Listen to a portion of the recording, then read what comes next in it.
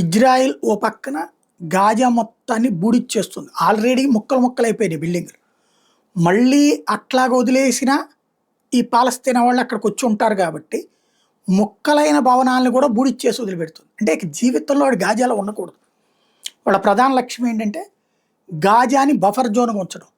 అంటే ఒక 60 కిలోమీటర్లు ఇజ్రాయెల్ బోర్డర్కి మధ్యలో బూడిదలాగా ఉంటుంది. అక్కడ చిన్న కదలిక కనబడ్డ వెంటనే తెలిసిపోతుంది. ఇప్పుడు ఏమైంది, బోర్డర్కి ఆనుకుని ఉండటం వల్ల మొన్న వాళ్ళు వచ్చి దాడి చేసి వెళ్ళిపోయేదాకా తెలియలే. కాబట్టి ఇక భవిష్యత్తులో అట్టు ఉండకుండా ఉండాలంటే పక్కనున్న 10 లక్షల జనాభా ఉన్నటువంటి ఆ నగరాన్ని బూడిచ్చేసి వదిలిపెడుతుంది. ఇది ఒక ఎత్తు.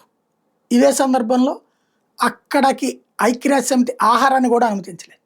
దానివల్ల 14,000 మంది పిల్లలు 2 రోజుల్లో చచ్చిపోతారంటూ ఐక్యరాజ్య సమితి ఇజ్రాయెల్కి వార్నింగ్ ఇచ్చింది. దాంతో ఆహారం బట్టల వరకు వాళ్ళని అనుమతించింది ఇప్పుడు ఇజ్రాయెల్.